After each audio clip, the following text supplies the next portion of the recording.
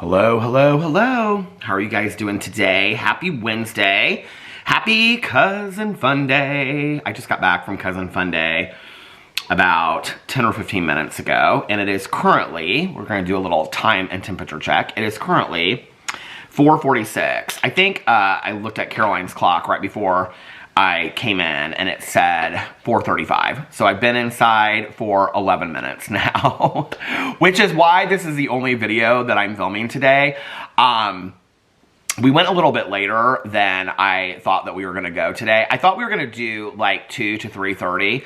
I'm getting all these text messages about Fox Hollow Farms. Oh my God, people have just been nonstop texting me about the Fox Hollow Farms documentary from yesterday that came out. So Caroline was supposed to come today from we were supposed to go from 2 to 3:30. And then she texted me earlier and she said that something's canceled and she was like going to be here at like 1. So she ended up picking me up at about 1, and then she had a bunch of errands that she wanted to run. I really had nothing to do today, so I just ran around with her. She wanted me to go look at a friend of hers that is fostering rescue dogs, so we went and did that today, just to kind of like get me used to the idea of maybe adopting a dog. I'll talk about that later, but anyway, I did not adopt a dog today. I just want to put that out there.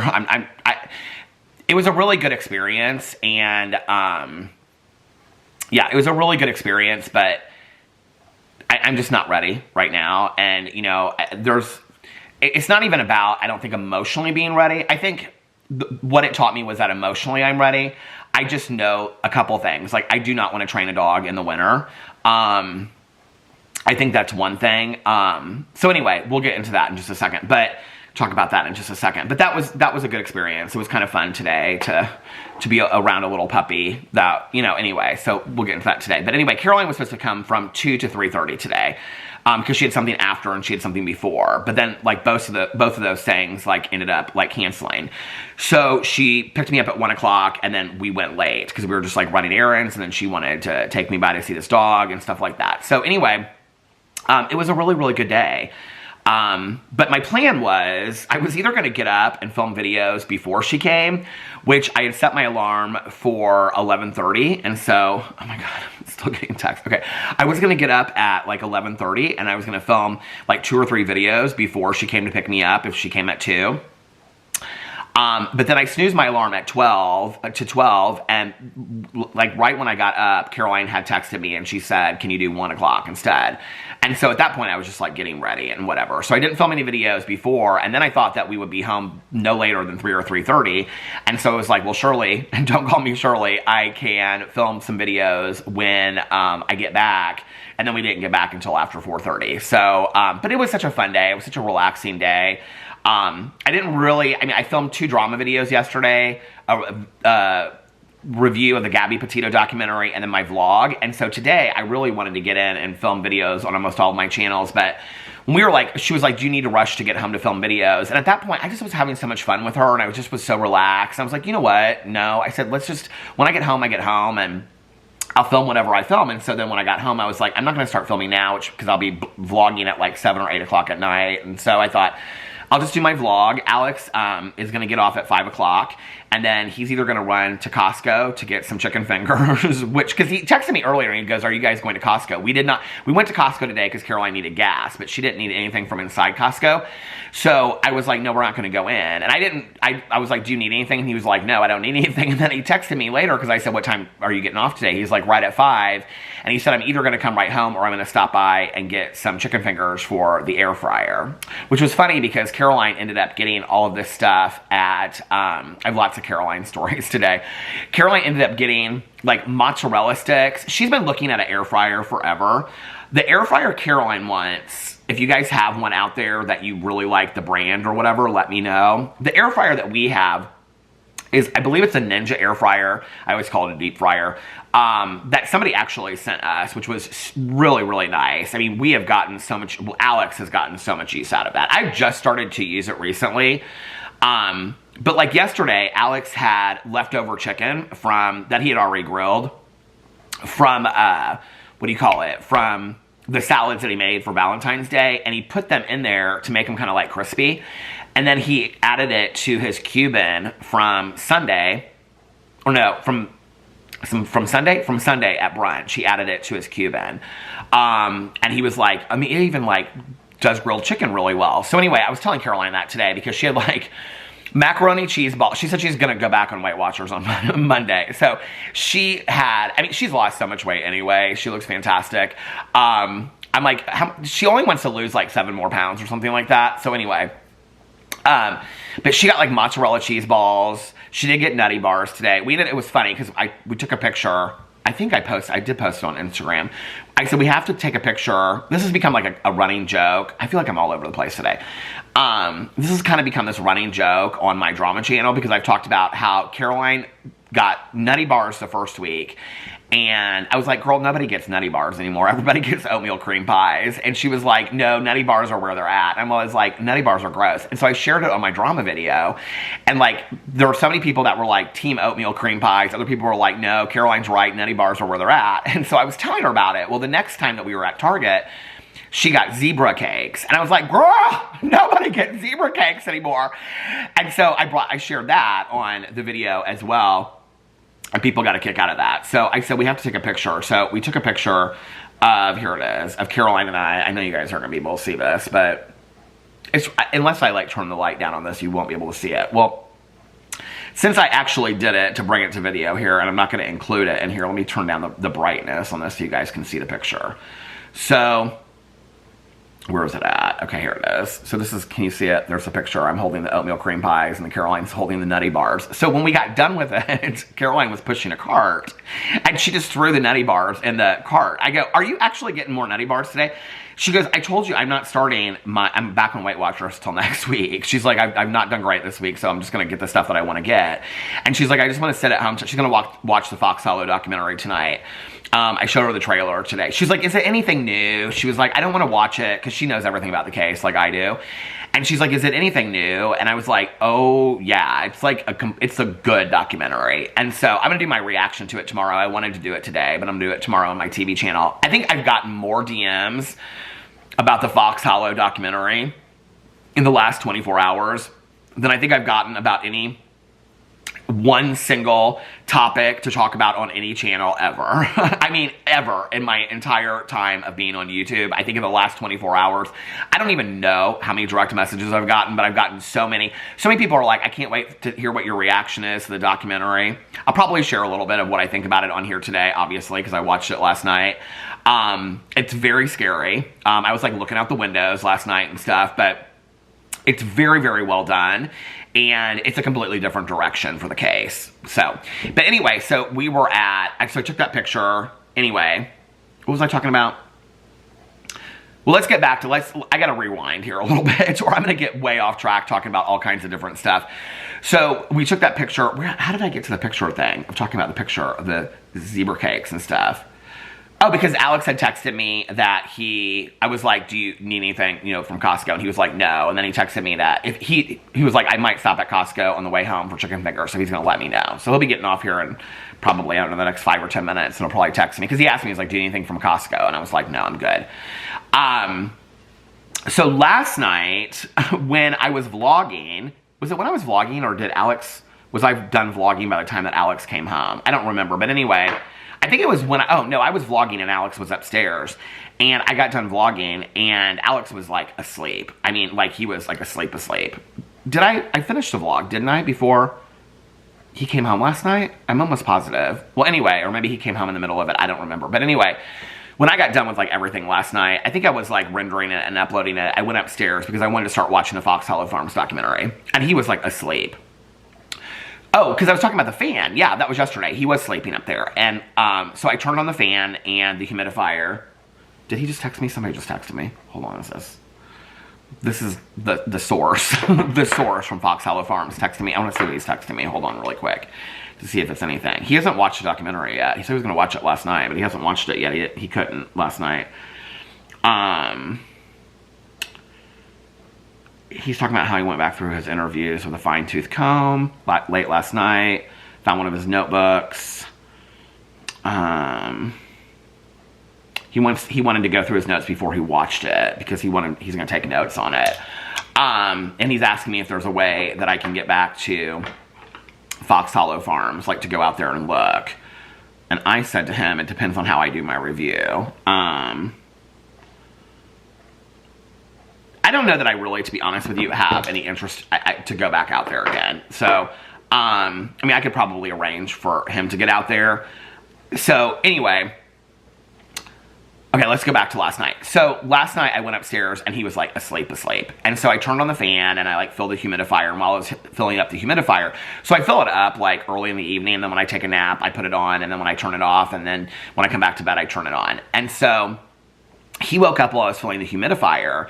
And he was like, what time is it? And I don't even remember what time it was at that point. And he was like, I fell deep asleep. And I was like, are you really tired? And he was like, yeah. He's like, I'm so tired. He's like, I don't know why I'm so tired.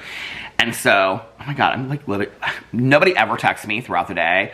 Well, today has been crazy because of the Fox Hollow Farm things. But usually on a typical day, I don't get a lot of text messages. And it's like, especially while I'm vlogging, you know, other than Nikki. And I'm getting like bombarded with all these text messages. But anyway, So anyway, he woke up and he was like, yeah, I fell asleep like super deep. And I was like, are you tired? He's like, yeah, I'm so tired. I don't know why. And I said, well, are you going to get up? Do you want to watch some shows or whatever? And he was like, is there something you want to watch? And I said, well, we haven't watched Beverly Hills yet this week. And I said, we have Beverly Hills. I said, we can watch it tomorrow night if you want. I said, there's this documentary that's 4 parts that I want to watch. And he said, okay. He was like, I think I'm going to go back to sleep for another hour. He was like, babe, I don't know why I'm so tired. He's like, I'm exhausted. So he went back to sleep and ended up sleeping through the night. I mean, when I was coming to bed this morning, he was already up, and that was probably about 5:30 in the morning. And I said, you literally slept like 12 hours. He's like, yeah. He goes, and I'm still tired. I think I overslept. So you got a lot of sleep last night. So I watched the first episode of Fox Hollow Farms last night when I was like uploading the vlog, and then I like, got him all settled and stuff like that. I wanted to take like a shower or put on comfy pajamas and stuff, but I knew that at some point I was probably going to want to take a nap. But then I thought, if I start watching the Fox Hollow Farms thing, like I'm going to be in it to win it. And so I watched the first episode last night, and then I was like, I think that I'm going to lay down. At that point, I think it was 10 o'clock. It was like 10 or 10:30 at that point. And I was like, I'm going to lay down for like an hour and a half, and then I'm going to get up, and I'm going to take a shower, and I'm going to put on my, like, I had just done all this wash. So I was like, I'm going to put on my, oh, by the way, people keep on asking me about this, or I don't know if it's 1 or 2 people keep on asking me about the hoodie that I have. They're like, somebody said they wanted to get it for their husband. So this brown hoodie is the same as the gray hoodie that I have, which is also the same material as the sweatpants. And these are from Abercrombie. I think Abercrombie has the best hoodies and the best sweatpants in the entire world. The sweatpants are so comfortable. I will say that they are like unreasonably priced. I think that the sweatpants and the hoodie were both $70. The graphic tees are $40. I said something to Alex about that the other day because he has them too. He's the one that had the hoodies first, and that's why I got into the sweatpants. The sweatpants look cute. I mean, they even look cute on me. I don't look cute on sweatpants. Sweat shorts I look cute in, but sweatpants I don't look cute in. And they even look kind of cute on me. And so I have 1 pair. I have like a gray pair. I want to get some more. Oh, that's what I was saying to Alex, because he has like 3 or 4 pairs. And I said, I mean, he has so many different like sweat combos. He has the UGG ones that I bought him like for Christmas last year that he loves. He has this, I don't know the brand, it says Dreamer on it. He's got all these cute sweats. And so I said to him, I said, I want to get some more of the Abercrombie hoodies and sweatpants because they're so comfortable. And I said, but they're so expensive. And he goes, they're on sale all the time, babe. And I go, what do you mean? He goes, if you go to the website, because he always like saves stuff like, on his Abercrombie like website. He said, their stuff is always on sale if you go to it. So he's like, every month they have like a sale. So I don't know. I want to look and see. I know that, so Edinburgh Outlet Mall, which is it's like an hour and 15 minutes from us. It's south of Indianapolis. I used to go there a lot with my ex because my ex is from Seymour. So Seymour to Edinburgh is probably 20 minutes. And so when I would go down there or whatever, if we would go down there for a weekend, we would always stop at Edinburgh on the way. My mom and I went down there Christmas shopping. I love the Edinburgh Outlet Mall. There's not, I wouldn't say tons of great stores at it, but the ones that I like I used to go to Perfumania all the time, which they now have in the mall, but I would get the Michael Kors cologne that I used to wear, and they'd have it like for $30, and I buy tons of it. Well, they have an Abercrombie outlet down there. And I don't know if you guys remember, but I think it's like 5 or 6 years ago now, for those of you that have watched for a long time. We went down there for Christmas shopping. I think it was actually Black Friday, because they used to like open at like 10 o'clock at night or 2 o'clock in the morning. And so we went down there with Tanya one time and met Alex's cousins. And then another time we went down there, I think with Alex's mom. And then another time we went down there just the two of us. The time we went down there just with the two of us, I bought like 2 coats. 2 Abercrombie coats that are usually like $300 or $400. And one, this winter, weight-wise, is probably the first winter that they would have fit, and I didn't even think to pull them out. But one is like a camouflage coat, and like a legit like camouflage, like kind of like what do you call, like canvas kind of coat. And the other one is red plaid. Alex has worn that one quite a bit, but I got them for like $10 or $20. I couldn't even believe it. And sweat shorts, their sweat shorts are the most comfortable sweat shorts in the entire world, and they were like $6. I wish, because I still have the sweat shorts that I bought all the way back then. They're like in perfect condition. Now I think their sweat shorts are like $40. Their graphic tees are like $40. I mean, it's expensive, but I think their stuff holds up. I really, really do.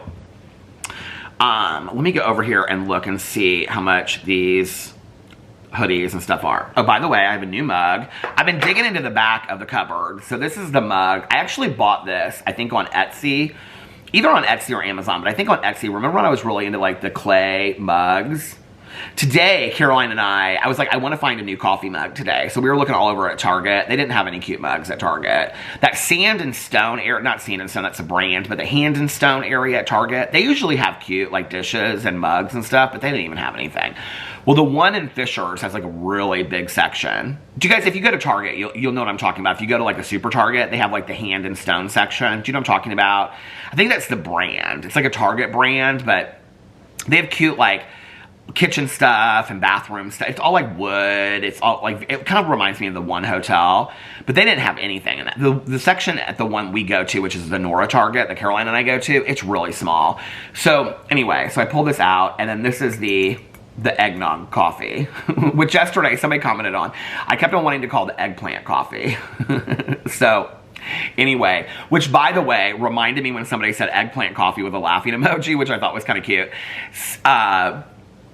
Oh, I know why I was talking about the Caroline with the thing in a second. I'll get to this, because somebody asked about, they said, who does Caroline like better, Ryan Hall or Max Velocity? So we'll get to that in just a second. But, so the eggplant coffee, me thinking that I was going to call this is the eggnog coffee. It's okay. I have like, after this, I have like 4 pods left. So I'm just trying to use it while I vlog, because usually when I'm done vlogging, half the coffee is still left, and so I just pitch it, because I don't even want it anymore. So hold on, let me have a sip. Hold on. I do like this mug though, a lot. It's like heavy, but not too heavy, and it holds a lot of coffee. What was I talking about? Okay, reminds me of Mary when she ordered it was minestrone soup. Mary Cosby from Real Housewives of Salt Lake City, when she ordered the minestrone soup, but she called it the pastrami soup. And then they even like made a joke about it on Watch What Happens Live with Andy Cohen. He like asked her, and she's like, I'm sure somebody in the world makes pastrami soup. Send it to me. It was such a funny moment. Mary Cosby, she is somebody that I, like previously in previous seasons, I don't think we really got to know her very well. I loved her this season, and her sharing her story about her son's addiction. I don't know that I've really seen that authentically addiction story shared on reality TV in a way that especially from a parent's point of view, I thought it was so fantastically done. So where was I at? Coffee mug. Oh, the sweatshirts. Okay, let's look up the sweatshirts. So, also, I will say, one thing about Abercrombie is, like, when I was younger, like in my 20s, like an extra large at Abercrombie was literally like a medium. Okay, this is an extra large, and it is super baggy on me. I could definitely go a large in their hoodies. Like, they have completely changed their sizes. I mean, like, a large is now like an extra large. I mean, it's gone the opposite direction, which for me, I love. So, okay, let's go under here. Let's see if they have a sale, actually. Okay, clearance sale for men. Clearance, shop men's. Let's see what's on sale right now, because Alex is always swearing that they have all this stuff. So there's t-shirt on sale. Was $40, $18.99. I'm not seeing any sweats. They have these baggy cargo pants. Were $100, $59.99. I still think that's expensive. They're t-shirts. I mean, like this one's 40, but now it's marked down to $46.99. Ooh, I like the summer linen blend button-up shirt. It was 70, and now it's $26.99. They've got hats. They've got a bunch of stuff on sale. Oh, they do have a pair of no. Budweiser graphic flannel sleep jogger. No thanks. Oh, they do have sweatpants on sale. Essential sweatpants. He was right. Oh my gosh. So they're 70, but they're now down at $49.99. I might get a couple of those. Oh my god. Okay, the essential, well, he's got these. I don't know that I would wear them. They're these pop-over hoodies, but they're cropped. But their crop doesn't come like here. It comes like waist level. That's how it's cropped. We just got something outside. I just heard them. My phone went off too, the camera. So I was like, what is going on out there? Okay, do they have any other hoodies?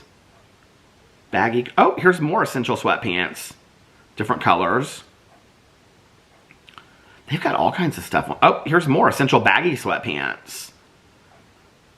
Oh, this coat is cute. Crop dressy trucker jacket. Was $140, it's now $60.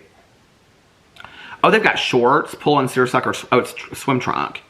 Was $60, it's $34.99. I'll have to look through this. But they have, oh. The essential pop-over hoodie. Okay, so right now, this hoodie that I have, how much was it? Let me see. It was $80, and it's now on sale. Let me see. I think this exact color. Yeah, this exact color is now $54.99. Oh, this was $70 before. Do they have the gray one that I had? They have a light gray one. Oh, Alex has this one. It has like something on there.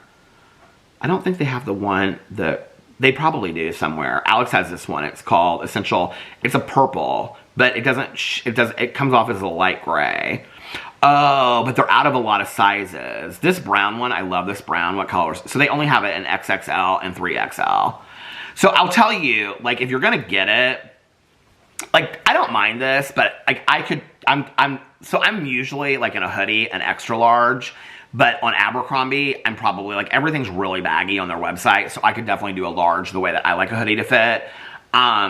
So just keep that in mind if you order anything from there. But people have asked me about that. Is that what I was going to say? Yeah, so anyway, okay. Oh, before we get into this, let's do a temperature check, and I want to light my new candle. I went through so many candles. Well, like, they're not completely done yet, but I burned candles last night for so long that I, like, a lot of my candles, I'm, like, at the bottom half of the candle. So I'm going to have to start ordering some new candles, because I went down there and I looked, and I probably have maybe, I know this is going to sound like a lot, but I mean, I have 9 candles lit every single night. I probably have 20 candles left down there.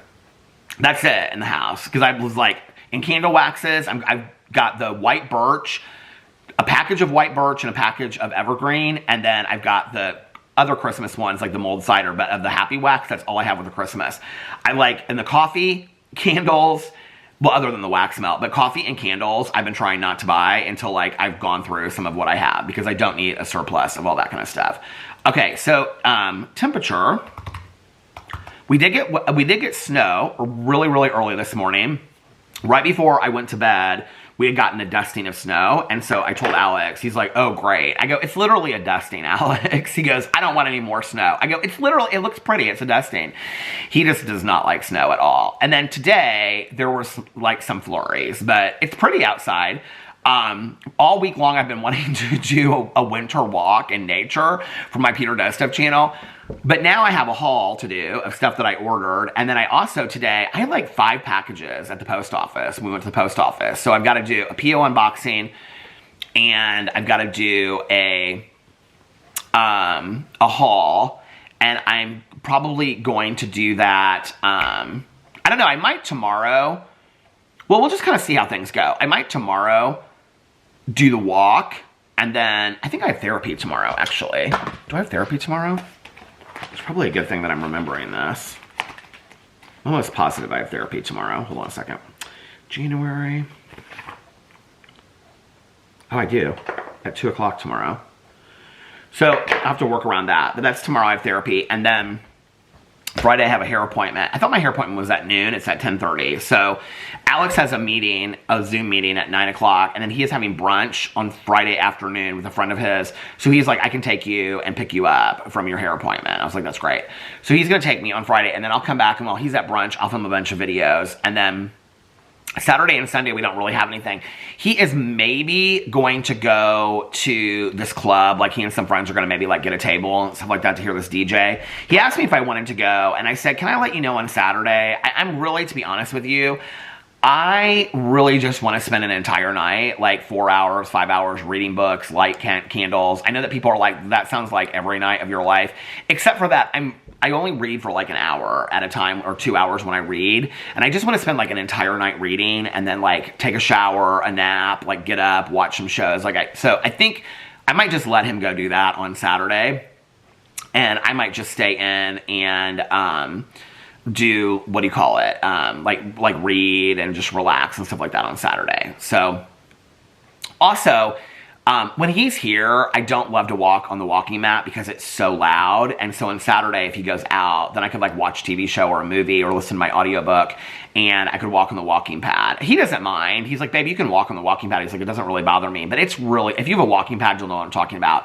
If you imagine like walking on a treadmill in a gym, how loud it is, it's like twice as loud as that on the walking pad. I don't know why. I don't know if maybe it's because it's like newer and stuff like that.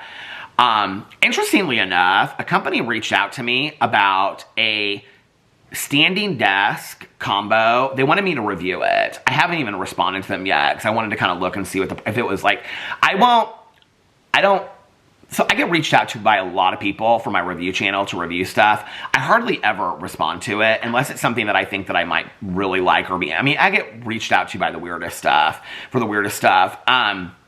But somebody reached out to me and said that they had heard me talking about a walking pad, and that they knew that I had bought a walking pad, and they said that they would be interested in me reviewing. They have like a standing elliptical, and I was like, oh, that's kind of cool that you like, it has like a desk that goes with it. I don't know, like, for those of you out there that have like walking pads with, I don't know how you work and walk at the same time. Like, I would find that extremely difficult. So anyway, I think I might do that on Saturday. I don't know. I told them I would tell them on Saturday. So if it gets to the last minute and I decide that I want to go out, it also has a lot to do with the cold. I don't really want to go out late at night if it's like super cold. I'd rather be comfy and cozy at home. Okay.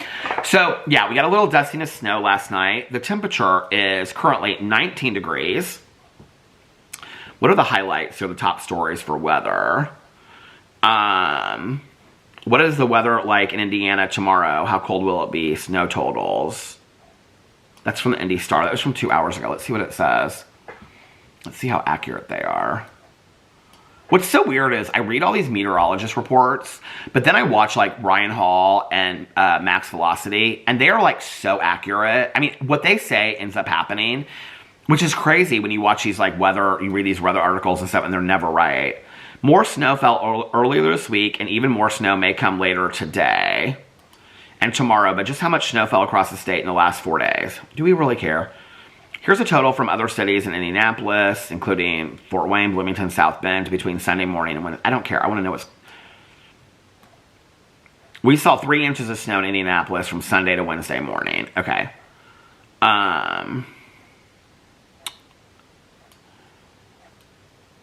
Fishers, which is where Tanya is, got 2.9 inches. Carmel, which is where Caroline is. Well, she's Westfield, but that's basically Carmel. Does it say Westfield? I'm here now. 2 inches of snow. Why is it listing all these cities and how much snow they got? Gary got 0.6 inches of snow. That's north. That surprises me. What will the weather be in Indiana Thursday? That sentence seems kind of weird, doesn't it? What will the weather be in Indiana Thursday? Why does that seem weird to me? How cold will it be? Wednesday night will bring frigid temperatures with the low being 6 degrees. Oh, wow. There's a 40% chance for snow showers with accumulations of less than an inch. Thursday's high will be 17 degrees with a low of 7 degrees. Minimum wind chills will be minus 2 degrees. Friday's high will be 25 degrees with a low of 12 degrees. Minimum wind chills will be minus 6. I don't understand any of this. So really, we read through that whole article for absolutely nothing. Okay, so let's get to the candle for today so I can get into the stories of last night and today, which is probably why y'all are here. Okay, so the candle that I pulled out, which was in the I have 2 Shy Wolf candles in the very back. The other one is like this Nordic candle, but you know what I found last night? So I don't keep these candles. So the Trader Joe's, the advent calendar candle that I bought like a year ago, I have all those candles left. They're still in good shape. And then there are some other all the Trader Joe's candles I keep in the kitchen, the cabinet. Oh my God, the camera stopped. Am I at 30 minutes already? That is so crazy. So all the Trader Joe's candles I keep in the kitchen, in the cabinet underneath there. They're there's one other candle type that I keep underneath there, but all the Trader Joe's candles I keep in there because if like I have a friend of mine that has a sobriety birthday or something like that, I always like, you know, do like a little like, you know, gift bag with like a card, and then I put one of the Trader Joe's candles in there because I have like 30 of them. And so I keep those in there. But what else I keep in there that I didn't know until I was looking through them the other day is I have 2 of that Santa's natural candles. Remember that? I love those Santa's candles. I have 2 of them left in there. I thought I had gone through all those Santa's candles at Christmas time. And I love those smell of candles. I mean, those candles smell more like winter to me. I mean, they do smell like Christmas, but they smell more like winter to me. I think they're called Santa's Naturals. They're the candles that I did the review of last year. It's like one of the only things I've ever linked on my channel. Santa's Naturals candles. Let's see if that's what they're called. I think that's what they're called. Santa's Natural, yeah. Oh, here they are. Santa's Natural, shop all. So yeah, they're my favorite candles ever. I don't even know what the scents are. I just saw them in the boxes because the boxes, like, you know, are very similar to this. And so I have 2 of those. So I was gonna bring, I put one out on the counter to bring to like do a pairing today. So I may be doing that pairing. I'll have to see how many candles I go through in the next couple days because I don't want to have like 20 candles open at the same time. So when I open that one, I'm going to open the Nordic candle too. So anyway, the candle, this was in the very back. This candle is from Shy Wolf, and it is the Star. And it is hope, purpose, and renewal. That's not the scent though, okay? I figured this out. This is not the scent. I know, how stupid am I? That's actually just what the candle like does for you. The scent is honey, cocoa butter, and cinnamon, which actually sounds fantastic. Those are all 3 scents that I really, really love. I don't remember opening this. I don't know if I remember I bought it or it came in a subscription box. I don't remember, but let's read the back of it. Smells like a warm embrace from the universe as it inspires you to trust in the magic of life's unfolding journey. I kind of like all this writing in there. A comforting blend of raw honey, cocoa butter, and cinnamon, the Star invites you to ignite a deep connection to the cosmic energy and abundant wonders that surround you as you embark on your journey of inner light and a brighter future. I give so much attention, can I just tell you this? I give so much attention to products that I don't ever link and that I don't get any commission for, I don't have affiliate links for, that I don't ever get sponsored for, anything like that. I mean, I pay my full price money for these Shy Wolf candles, and I probably give all these products more attention than people that do sponsorships for them. I'm just saying, you know what I mean? And I will continue to buy them because I believe in these products. I really like these Shy Wolf candles. In fact, I was like, I have it written in there somewhere about how I want to get, I wrote it on I had to pull out a whole pad of Post-its in the kitchen because I didn't want to walk over here and get this, my Post-it note container thing right here. So, which I think I got at the Meijer like years ago. So anyway, to write down Shy Wolf candles all too well because I want to get another one of those. Oh, do they still have one? I need to look on here really quick. Shy Wolf, because that candle smells so good. What is going on? Oh, here it is, Shy Wolf candles. Okay, let's see and search. All too well. Oh, they do have it. $23. It smells like maple. Well, now it says it smells different on here. It said maple. It smells like maple. That's my shout out to Nikki. Okay. But what did it say before I pulled it up? It said maple, espresso, and nostalgia. What does nostalgia smell like, please? Can you let me know? You know, I haven't gotten my February box. I think I'm probably not going to get it until March because I think February, the 1st of February was when that box, shop by product. Are there new ones? Candles, browse all candles. What's the Give Back collection? I want to see what that is. The Give Back collection on Shy Wolf. Oh, they have a Justice candle. They have a Tanker 32 candle and a Pride candle. Let's see what this says on here. Okay, so this is the Justice candle. $5 from each candle sold goes to the Women's Center Grey Bruce, who provides shelter and counseling for rural victims of DV. Oh, love that. We love a business with a mission. Tanker 32. Tanker 32 is named for our founder's love for her favorite and recently retired fire truck at the department, where she and several other Shy Wolf staff are volunteer firefighters. Oh my God, I love this. $5 from each Tanker 32 candle sold will go towards nonprofit organizations that help firefighters who are living with PTSD as well as their families. I love this, that they do this. I might have to buy one of each of these candles. The Pride one, like I said, I don't love this kind of scent. It's Fruit Loops and cereal milk, but I would do it for this.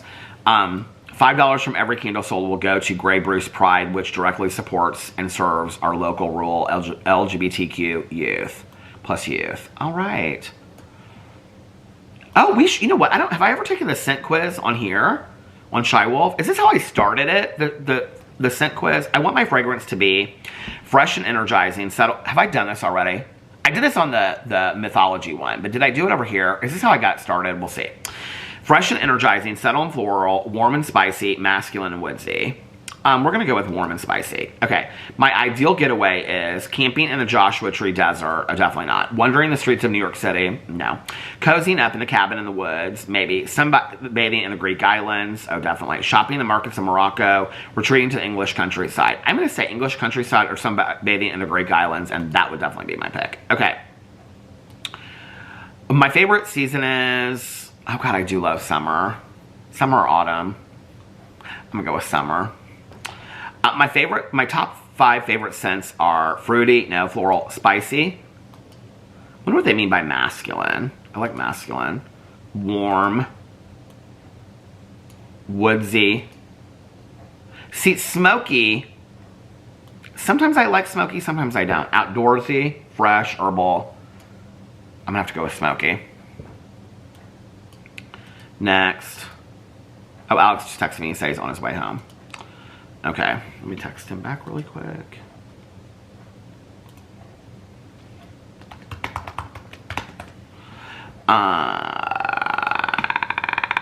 Creaky Halloween door. What is this one?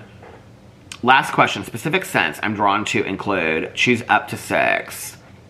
Cinnamon, vanilla, not leather, not lavender. I mean, I like some of these, but mint, citrus, oh, honey, I love. Tobacco, gardens, tobacco, no. Fresh air, rose, musk. Okay, I'm just going to go with the ones I picked. Submit and see results. Oh, you have to enter your email. Well, there I have my email.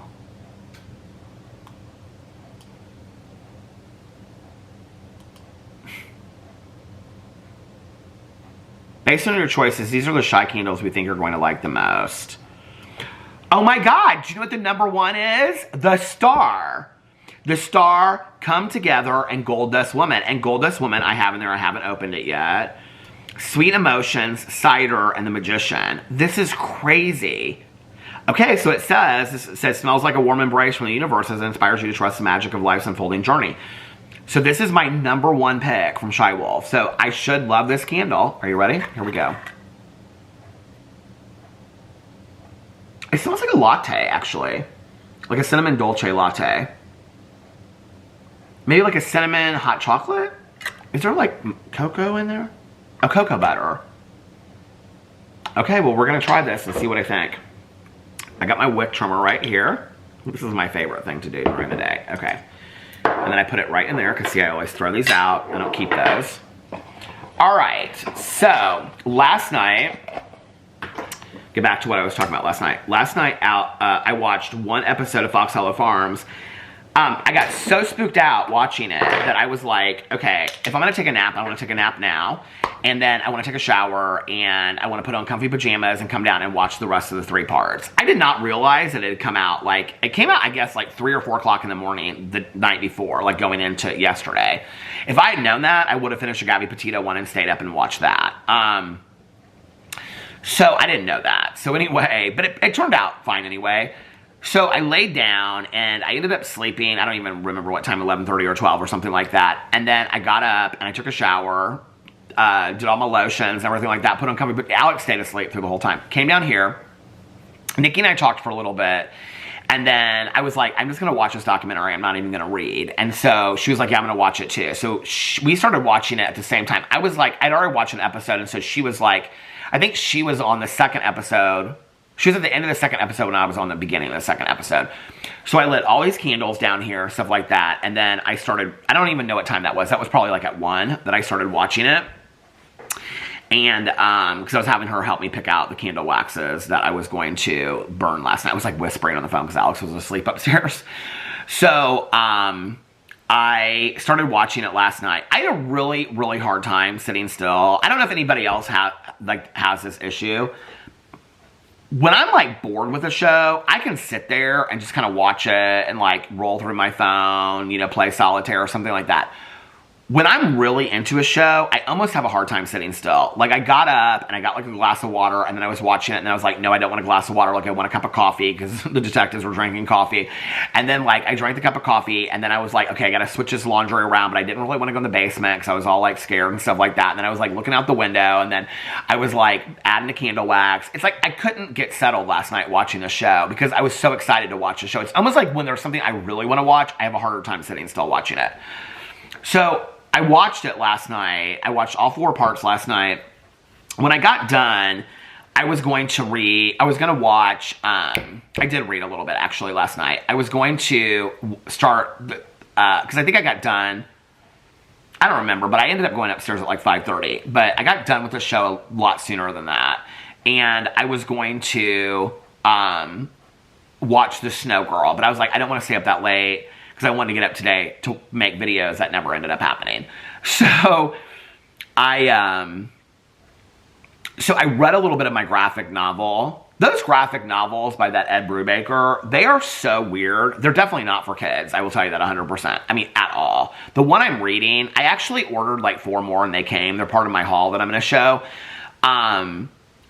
They are very, very adult themed. The one I'm reading right now is about these kids like in the mid-90s that were, like they were at this day camp. What's it called? I can't remember what it's called. Anyway, let me look it up. Because I know there's a couple of you out there that, like I say something, y'all order it right away. I can't recommend any of his other books, but I can recommend this one. I like this one. I don't think the graphics are Houses of the Unholy. I don't think that, and it is on, well here it is on Thrift Books. You can get it for $19.51. I don't know how much. I got it on Amazon. I'll tell you how much it was on Amazon. I put it on Amazon. I don't know why. Amazon. Okay. On Amazon. Why is it not pulling up? Okay, Houses of the Unholy. Let's look it up. It's a hardback novel or hardback graphic novel. It was $19. Cheaper, brand new on Amazon than it was on Thrift Books. What's interesting to me about it is that this story of this graphic novel is almost better than some books I read. It's interesting to me, in the last couple years we've seen like video games and some graphic novels turned into fantastic movies. Like The Last of Us was based on the video games. So many people ask me about Severance, people keep on asking me about, and The Last of Us. I've watched the 1st season of The Last of Us. The 2nd season is coming out this spring. I cannot wait.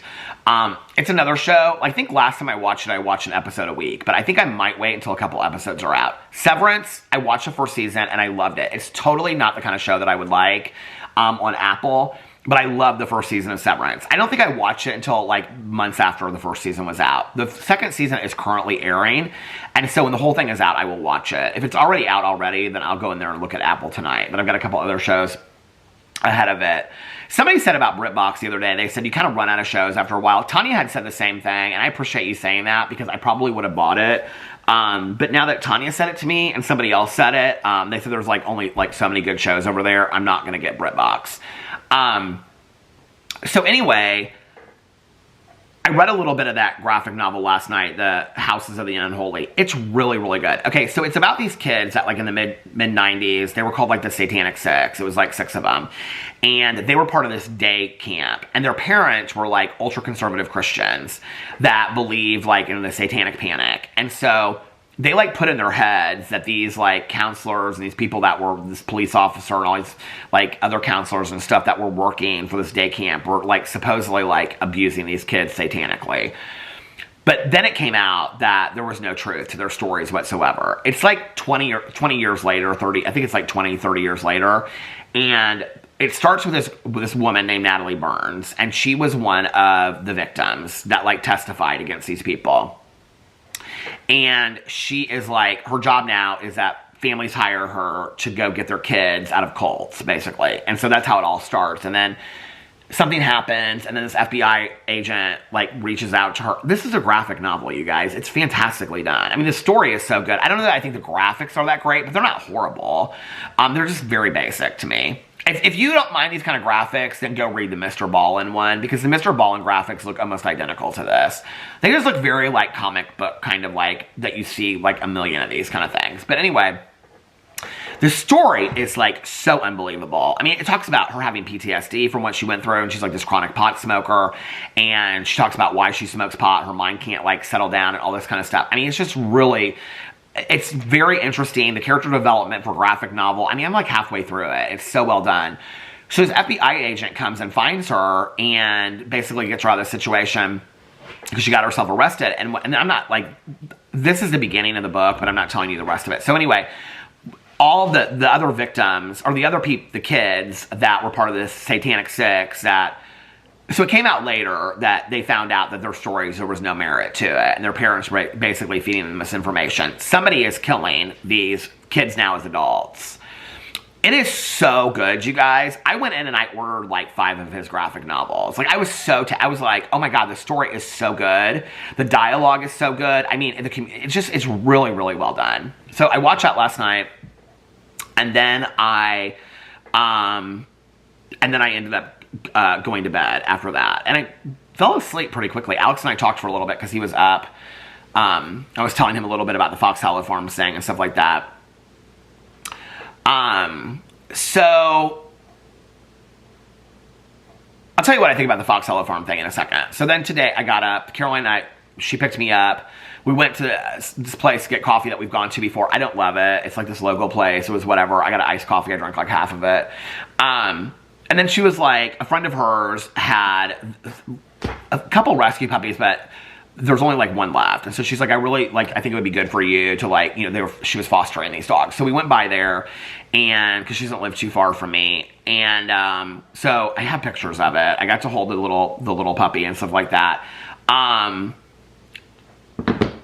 Caroline was just kind of like, I think we didn't go there with the purpose for me to, like, adopt the dog. We went there for, like, I don't know. It's just, you know, it's been a long time since I've had a puppy. I'm almost actually thinking about if I do rescue a dog. I'm undecided. I mean, I would really love to get a rescue puppy, because then you have, like, you know, I mean, well, you're not promised anything. Obviously, it's life. But the possibility of having more time with that dog is hopeful. But I'm almost kind of, like, inclined to maybe rescue a dog that's like a year to 3 years old. I don't know why.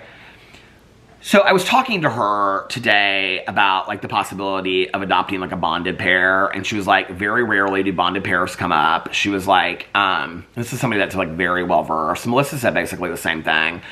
And so she works with a lot of different rescues and stuff like that. So anyway, Caroline just was like, I think you should just kind of, like, see how you are around this dog, like, the process. And so it was fun. Like, I went and I held the dog, and it was just really, it was sweet. It was a nice moment. And talking to her, though, you know, I was asking her a lot of questions about, like, training and these kinds of things. And she was talking to me about, like, the attention that rescue dogs need and things like that. And so I just was like, when we left, Caroline and I were talking about it, and she said, how do you feel? And I said, I'm definitely, like, not at a place to get a dog today. I said, you know, emotionally, I think I'm probably there. I said, but I just think as far as like, I don't want to train a dog in the winter with it being snow outside and stuff like that. Boo Radley loved to be out in the snow. Pee-Pee and Tucker hated it. I just would rather train a dog in the warmer weather. And so I'm still looking at, like, I don't know, middle to late summer, early fall is still when I'm looking. I think at this point, like I told Caroline, I said I would kind of prefer that unless you, like, because she has so many friends that, like, foster dogs, work for rescues and stuff like that. I said, unless you, like, see a dog that you think, like, this dog was meant to be with Peter.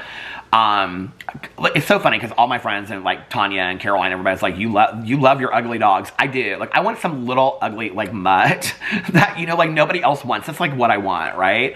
And so I said, unless you see a dog that you absolutely feel like is for me, I said, I just don't really, like, I'm open to it now. Like, if the right dog came along, I mean, if tomorrow, like, the right dog came along and somebody, like, sent me their information, I went and saw it and, you know, all that kind of stuff, and I would be open to it. But it would have to be a dog that I felt like this is meant to be. I'm not, like, other than that, like, emotionally, I'm open to it. I just feel like there are some things I want in place before that happens. And I also definitely want to go to Miami for Ultra. Like, I'm not doing anything before that. So, so anyway, I mean, it was good. I love to be around dogs. I just love to be around dogs at all. This little dog was, like, licking my face and stuff. It was so sweet. I just don't, you know, I told Caroline, I said, unless you see a dog that you absolutely feel is, like, 100%, like, you think Peter's supposed to, like, to be with this dog, I said, just please don't send me anything until I tell you that I'm ready. And she was like, okay. She's like, I respect that. I said, because I don't want to just, like, jump on this. Like, I feel like I was talking to somebody the other day. Oh, Alex and I, we saw a friend of ours that her dog is, like, a year old, and we were talking to her, and she was like, she rescued this dog and whatever. It was like a husky. And she said, it was on Valentine's Day when we were, like, at Cafe Patachou, you know, after therapy and stuff like that. And or was it before that? It was before we went to Cafe Patachou. And she said that her previous dog had passed away, and we knew that dog. And she said she waited a year. She's like, I just needed some time to kind of, like, decompress and have some time without a dog. And she's like, now that I have him, she's like, I think I want to get him, like, you know, like a brother or a sister. And she's like, I'm ready to, like, be back into having dogs. She's like, but I needed, like, a year. I really feel like that. I really feel like I need, you know, like, in between, like, relationships, having a little bit of a break. Like, as much as I was just texting somebody yesterday about, like, not hearing little paws around here or going to bed at night. It's really, really emotionally difficult to not have a dog in the house, which is why I think I'm open to having a dog. I mean, Boo Radley's been gone now, 4 months. October, November, 4 months. I'm emotionally open to it. I also think that I just need some time, you know? I feel like I will know when I'm, like, ready to do it.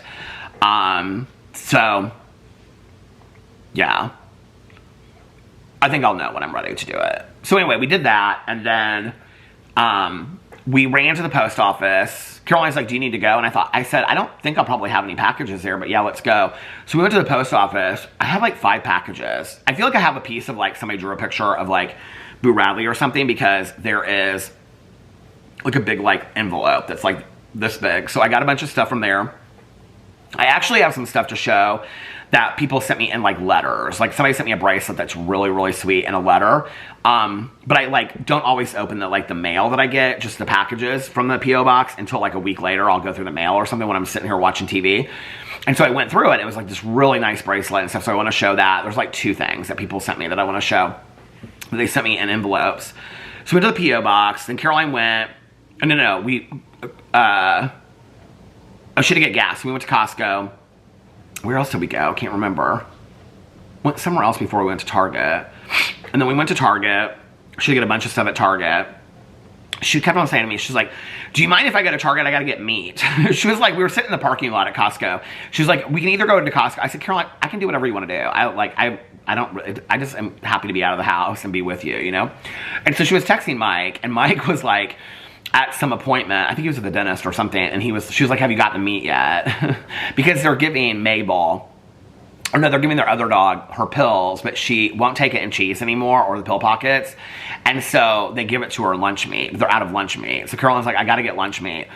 And she's like, but I'd rather get it from Target because there'll be more options there than Costco. And she's like, do you care if I go to Target? And I said, no. And then she was like texting Mike, and he was like, well, I can get the meat. And she's like, I can get the meat. And she goes, do you care if we go to Target to get the lunch? I said, Caroline, I don't care if we go to Target. She got laughing so hard.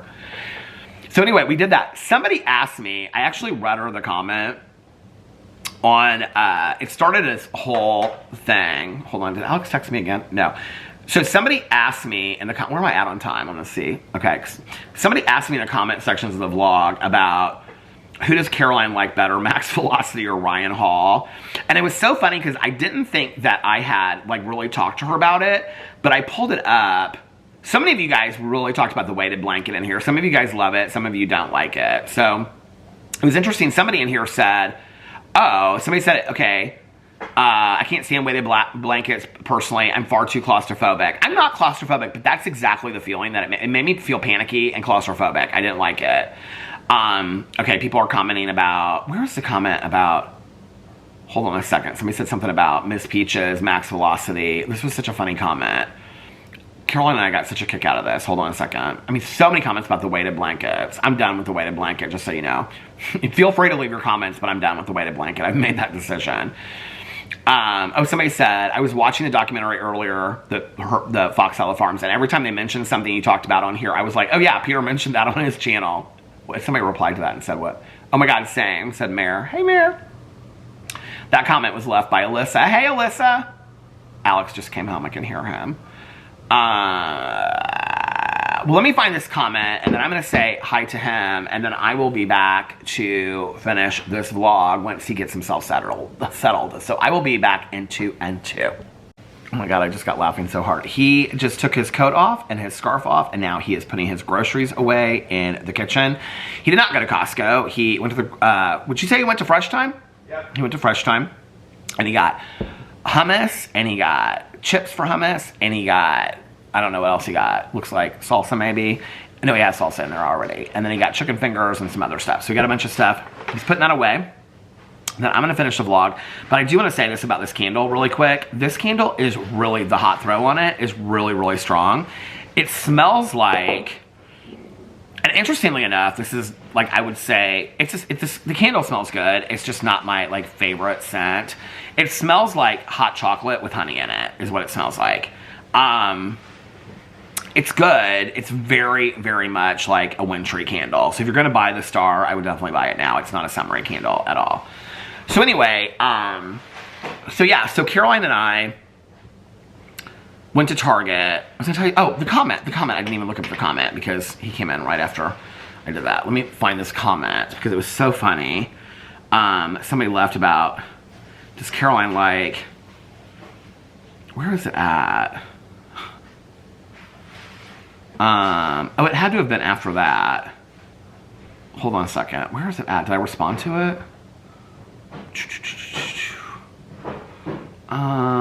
Somebody, where is it at? I found it when I was talking to Caroline in the car because this is how it brought up. Oh, Kara said your Fox Hollow vlog was how I originally found you. Oh my God. LOL. Gosh, it's been like 7 or 8 years now. I know. When I looked it up yesterday, it was like, 8 years ago. Where is this comment? Weighted blanket, weighted blanket. Somebody's asking me about something that I have no idea about on YouTube. So ready to hear about Peter's reaction to the documentary. And somebody said, same. I'll give you guys my short reaction here in a second. Somebody said they swear by the Vornado for a fan and space heater, so I'll have to try that. Holly said all this stuff about puzzles and not to feel too old doing puzzles, which I really, really appreciated. She's like, I'm only 22 and I've had the app since I was at least 12. I've always had puzzle apps on my iPads. Okay, Holly, can you recommend in the comment section below what are some of your favorite puzzle apps? I would love to know that because I'm really into the puzzles right now. Where is the comment? It was so funny. I don't think I commented.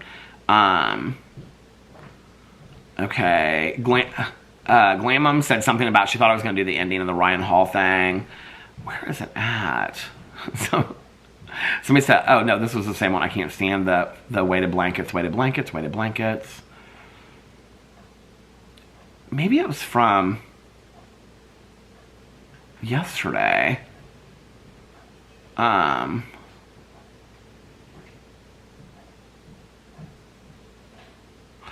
Oh, somebody said, this is from another Alicia, so what about those poor little girls in Delphi, the Monn Bridge walking trail that were murdered? This whole area trail freaks me. How far was this to Fox Hollow Farms? Okay, Fox Hollow Farms to Delphi is probably an hour-and-a-half drive. But that is the Monn Railroad Trail. That's, you know what's really crazy about that is that, and I've never thought about that connection. I mean, maybe on a vlog I mentioned something about it, but I don't think I've ever really thought about that connection of the Monn Trail running right by Fox Hollow Farms and then going all the way, that's the Delphi Railroad. I never thought about that. Somebody asked me, what did you think of the book Beautiful Ugly? Are you a fan of Alice Feeney? Would you recommend her? Well, I've only read one book of hers. I'm going to do a review of it over on my BookTube channel. I did not love the book. I gave it 3 stars. I think I talked about it the other day on here. I'm going to do a whole review of it. Why can't I not find this? It was so funny. Okay, I'm going to have to go back. I have to read this comment because it sets up what I want to talk about next. This is why I have to read the comment. Hold on a second. Somebody said they didn't expect a scary... Tracy's still drinking her Barney and Santa's coffee too. I love it. I mean, it's not just a winter coffee. I mean, it's a darker roast. I don't know what the roast is. I don't know anything about roast. Okay. Where is this comment? Did somebody delete their comment and now I can't find it? I just literally just read this. This would be so funny if I was like looking for this comment. I mean, this is from a day ago. Oh, here it is. Okay, so this is from Sally W. She said, LOL, so whenever you talk about Ryan Hall and Max Velocity, I can't help but think about it in the same way you and Caroline joke about Thumbelina versus Miss Peaches. I think it's Miss Peaches anyway. And then she said, I just see you two saying something like, well, Ryan Hall has better outfits and Max Velocity is much more red carpet ready. LOL. I don't know why, but that's a scenario that I made up in my head. Maybe this Cousin Fun Day asked Caroline who she likes better. Okay, so I really, to be honest with you, I read the comment and I think I read it maybe yesterday in the vlog too. I didn't think Caroline would know who they were, but apparently I showed them to her like when I found them a month ago when you guys told me about Max Velocity and Ryan Hall. So in the last week, it seems to me that more of you are Ryan Hall fans than Max Velocity. So I've kind of switched, and I'm now watching more Ryan Hall videos. Before I liked Max Velocity, but now I have to say I really like Ryan's. I really like Ryan's personality a little bit more. I think they're both great as far as weather guys, but I do like Ryan's personality a little bit more. And people were commenting on my vlog and telling me about like the fundraisers he does for, you know, like people that were like in storms and stuff like that, which I really, really like that as well. I mean, I like them both. I think they're, okay, I think that Ryan's personality is better for a YouTube channel. I think Max Velocity, his personality is more fitting to like meteorology, if that makes sense. I think they're both very good at what they do, though. I like them both a lot. And to be honest with you, unless there's drama in the Weather Channel that I'm fully unaware of, I kind of like watching YouTube videos that have no drama associated with them whatsoever. It's kind of like, you know, a relieving moment a little bit.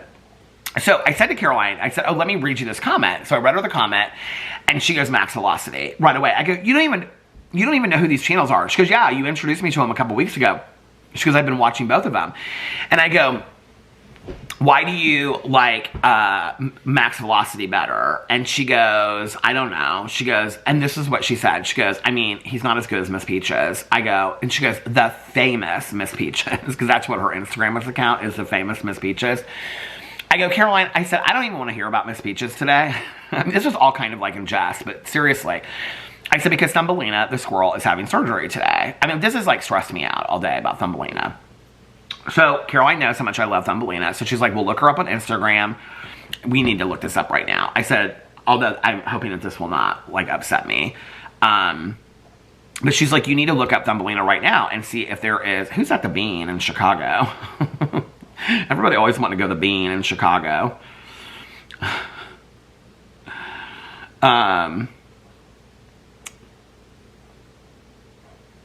Oh, it just like reset. Now I can't see. Okay, let's look up Thumbelina the Squirrel. Oh, look, the top 2 searches in my search bar. Thumbelina, Miss Peach, famous Miss Peaches, and Thumbelina the Squirrel. So there's no updates on Thumbelina the Squirrel yet, I don't think. Maybe this is it? No, that's from yesterday. Hold on a second. Let me turn my volume way down. I think this is from yesterday. It's from 10 hours ago. So Thumbelina had surgery today. If you don't know about all this, it says, Thumb will have surgery this afternoon. We are just heartbroken, would do anything to take the pain and fear from her and endure it 100 times over instead. She is just the bravest girl. She could not have to be, but she is. Please keep our little baby mouse in your thoughts and prayers today. For more info, she goes in here and she talks about it on one of the other ones. She has 2 ear infections. And so she says in this one, I have 2 ear infections. I think I need 2 spoons of avocado mommy. I love little Thumbelina so much. Oh, I read this the other day. She's currently suffering from a severe double ear infection. Although she's on a strong antibiotic, it's likely she will need surgery in the upcoming weeks. So please keep Thumbelina in your prayers. So then Caroline was like, well, go check on Miss Peaches. And so I checked on Miss Peaches, and there's this one where Miss Peaches is like riding with her brother in this, whose name is Pete the something, Caroline said. And it says underneath here, and Caroline like knew it by heart. I started reading it, and she goes, it says something about my papa. And I was like, what? It says, my papa told me sharing is caring, so I let my brother ride with me in my stroller on the way home from coffee today. I was like, how do you know this by heart? She's like, I love Miss Peaches. And I said, Miss Peaches looks miserable with her brother. I said, Miss Peaches is like, let me go live with Thumbelina the Squirrel tomorrow. She got so mad. She's like, no, she doesn't. She likes to live with her brother. Caroline's like, she told me today, she's like, if Mike and I don't make it, they've been married for 30 years this summer. She's like, if Mike and I don't make it, she's like, I want to be with that David, whatever his name is, because he has Miss Peaches. And she's like, then me and Mabel can move in with Miss Peaches. I said, Caroline. She's like, your mind works the same way with Thumbelina the Squirrel. I do love Thumbelina. I hope she's okay. I'm really, really worried about her. I mean, seriously, it was like prayers and stuff. So yeah, so please send some prayers to Thumbelina the Squirrel out there today. And so then after we did Target and stuff, something else funny happened at Target I wanted to tell you guys about. Why can't I remember it? See, this is why I make this coffee, and then it's like I don't drink any of it while I'm vlogging, and then it's cold, and I don't want to warm it up. Why warm it up in the microwave when you can just make a brand new... I mean, I have 400 K-Pods, you know? What else happened at Target when we were there? Well, I put in the basket, in the cart, some of that lotion from Target, because we're almost out of it. The Ocean... It's whatever the Up and something. It's like the Target brand lotion. I really, really like it. And Alex has been using it too. So we're almost out of it. So I almost got some more. I was like, no, we can probably go another week. And then there was something else I was going to buy. And I put it back too. And I was like, Caroline's like, you're not going to get anything? And I was like, I don't need anything. I literally did not buy one thing today while we were out. So that was kind of nice. And then, yeah, so we just kind of drove around slowly on the way home. Then she brought me home. And now I'm home. Now Alex is home, and he's going to make some food here in a little bit, and we'll probably watch, like, Traders New Zealand or something, unless he has Love Island to watch tonight. I don't know what he has to watch tonight. Oh, Caroline told me about a documentary. I think some of you guys have mentioned this to me, too. I need to look up and see what the title is and where you can watch it, but Caroline's like, you need to watch this. The thing is, I don't... Okay, I mean, I remember enough about the Fox Hollow Farm saying that I can probably, like, watch another true crime documentary and remember, you know, but... It's sometimes like, if I watch 2 true crime documentaries together, it's one of the reasons why, like, as soon as I finish a book, I need to do the book review. Because now I have finished Go Ask Alice, Cat and Mouse, Beautiful Ugly by Alice Feeney. Oh, here's the Alice Feeney thing. I was going to buy Rock, Paper, Scissors because that Jordy's Book Club said that it's like one of his favorite top 10 books. Somebody commented and said they feel like Alice Feeney is like for people that are like beginning readers of thrillers. I did not think Beautiful Ugly was that great of a book. I mean, I think it's super, super hyped up. Here's my quick review of it. I wouldn't recommend it to anybody. Tanya loved it. Tanya really, really liked it, but Tanya also read it in one sitting, like in an afternoon. I read it over, you know, like, I don't know, like a week and a half or longer than that, probably 2 weeks, 3 weeks. It's definitely not a book that you can, like, spread out. I will tell you that. But I just didn't feel like the surprise at the end. I kind of saw coming anyway. Like, there wasn't really anything that was like that thrillerish to me. I know she gets so pumped. Like, she gets so much attention. I'm telling you right now, probably one of them is a cozy mystery, but I feel like it's a thriller. Well, the thrillers that I've read in the last year, if you guys want some thrillers, I absolutely recommend 100%. First Lie Wins, which was I don't know who these people are, who the books are about by most of them, but First Lie Wins was Reese's book club for January 2024. It was unbelievable. It was fantastic. I think her February book, or maybe that was her December, I don't know. Anyway, was Look for the Lie by Amy Tintera. Loved that book as well. But that book wasn't even as good as First Lie Wins. First Lie Wins was so good. Thursday Murder Club that I picked for Peter's book club. I've only read the first one, but I want to read the rest of the series. They're coming out with that as a movie. The Thursday Murder Club is such a great mystery. I mean, it is such a great mystery. And the other one is, like, this is what I was going to say. I know she gets tons and tons of attention. But The Housemaid, I haven't read the third one yet. The Housemaid series by Frida McFadden is really, really good. I thought I would go into it and think, oh God, I don't like this. This is cheesy, blah, blah, blah, whatever. It is that good. The Housemaid series, I was just like, I mean, I just the other day bought, I think, The Boyfriend, and there was another one that Tanya's like read them all. And I was like, do you like? She's like, I like every single one of hers. And Tanya is very critical, like I am, of thrillers. And Tanya's like read all of them. And she's like, I like all of them. I like all the Frida McFadden books. The thing is, people are like, oh, it's the same story over and over again. Tanya's like, no, it's not. She's like, every story is so completely different. Colleen Hoover, I cannot stand her books. I read that Verity. I was bored of it. I didn't think it was that great at all. So Beautiful Ugly, I ended up giving 3 stars to. I don't really... Let me look on here and see my reading challenge for this year. Any thrillers. I mean, the Alex Cross series, I wouldn't say they're any of them great books, but I'm really having a good time reading them. No, The Blue Hour by Paula Hawkins was a real disappointment, too. Let's go in here and see. Where do you see past challenges? How do you get to past challenges? I don't want to change my goal. How do I do this? Change your goal? No, I don't want to do that. 2025. How do you do this? Challenge details. So they changed the Goodreads thing this year challenge. Like, one of the things that Nikki said is she doesn't like how you can't see like how far behind you are. And I agree with that. Oh, here it is, past challenges. Okay. Let me go into 2024 and see what books I loved. Well, obviously, why is it not coming up? I'll Be Home for Christmas by Kristen Mulligan, but it's really a winter book. The Night We Lost Him by Laura Dave. No, I was disappointed in that. We Used to Live Here. I didn't love it. The God of the Woods. It's a summer read, and it's long, and I didn't think it was that great. Smile Beach Murder by Alicia Bassett was the first. It was part of Peter's book club. It was part of a cozy mystery. There's 2 of them. The second one is called Mustang Beach. I'm saving it for this summer. I really, really liked that one. Smile Beach Murders. I'm looking through here to see which one's, Kill for Me, Kill for You. Nikki Loved by Steve Kavanaugh. I thought it was okay. I'm like looking through here to see if any of these, like Listen for the Lie. Yeah. Oh, I guess I read that later. That must have been February's book for Reese's book club. Oh, None of This Is True by Lisa Jewell. Okay, I want to like read all her books. That was so good. I read The Housemaid's Secret, and then Lisa Jewell, that None of This Is True. I can remember I was walking like a lot during that time. That was, as far as thrillers, that was really, really good. Okay, so I read all of these Reese Witherspoon books right in a row.